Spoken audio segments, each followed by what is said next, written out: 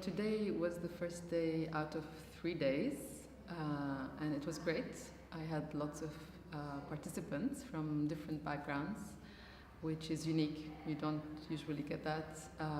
So some people didn't have any art background, some people were visual artists, performing artists, and also from different cultural backgrounds and regions.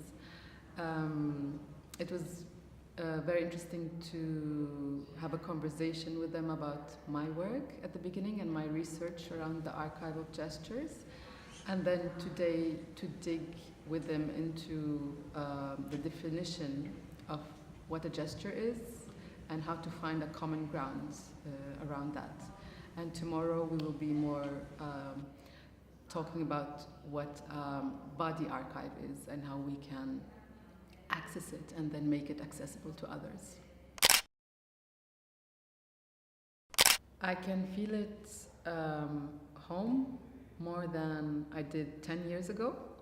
I lived in Italy between 2003 and 2009, and my husband is Italian. I met him here while I was studying, and then we decided to leave Italy and go to live in different places.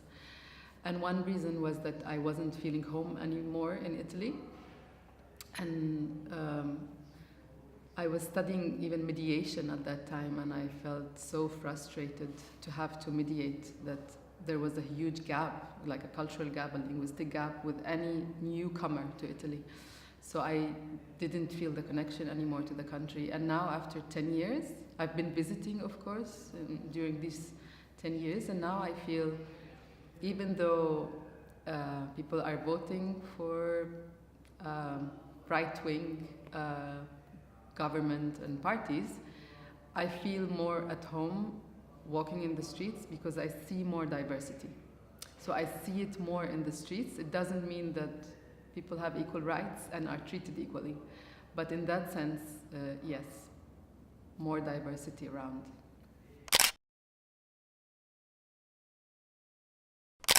I think more and more.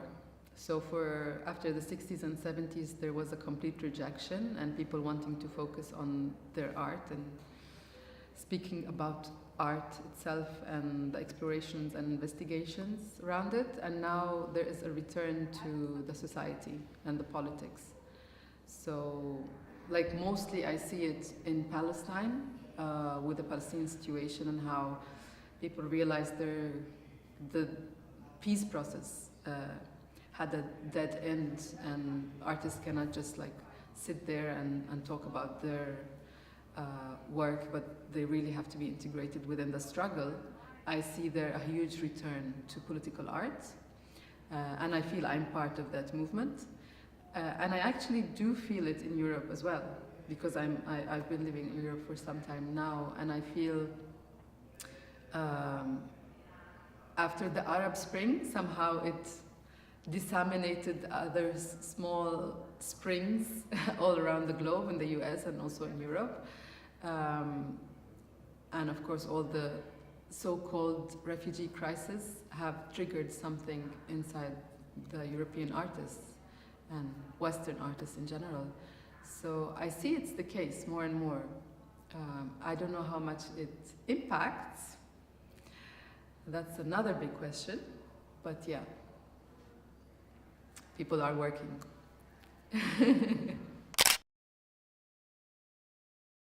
Not enough yet.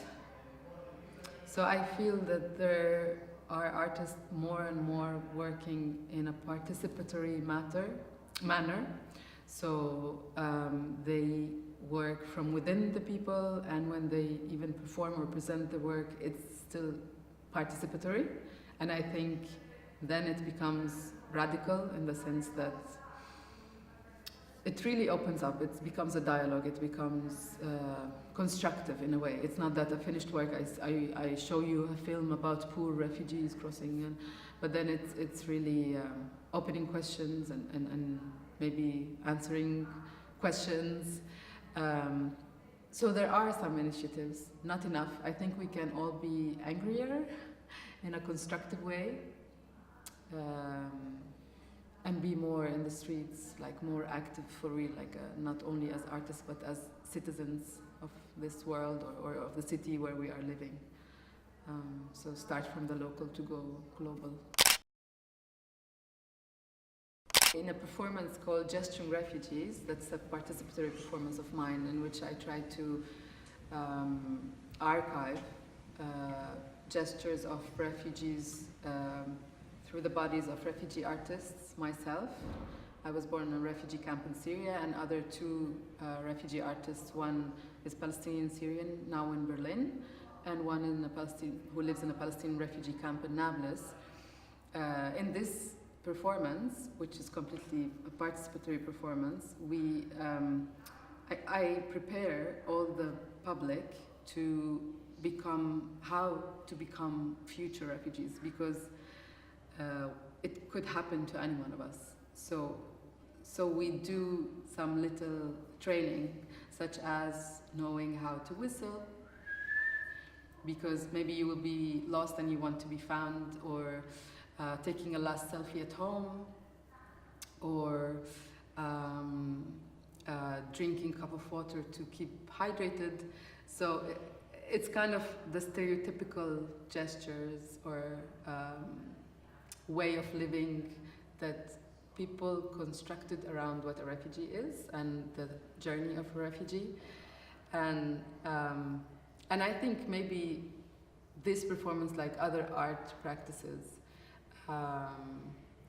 can write this new manual of how people in our days do actually live, like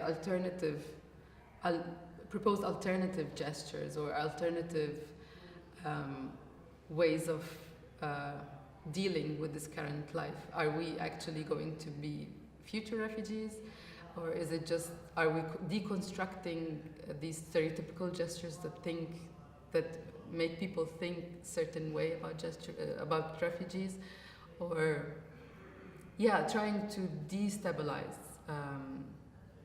I think trying to destabilize stereotypes can be a strategy to create new ways of living this situation or these circumstances that we are going through at the moment.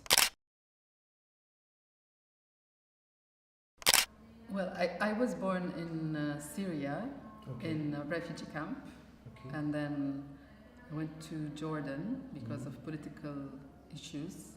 My family couldn't stay in Syria, and then after the peace process in '96, I moved with my family to Palestine, and then moved in 2003 to Italy, okay, to study at the university, because in Palestine all schools or universities were closed because of the Israeli invasion of 2002.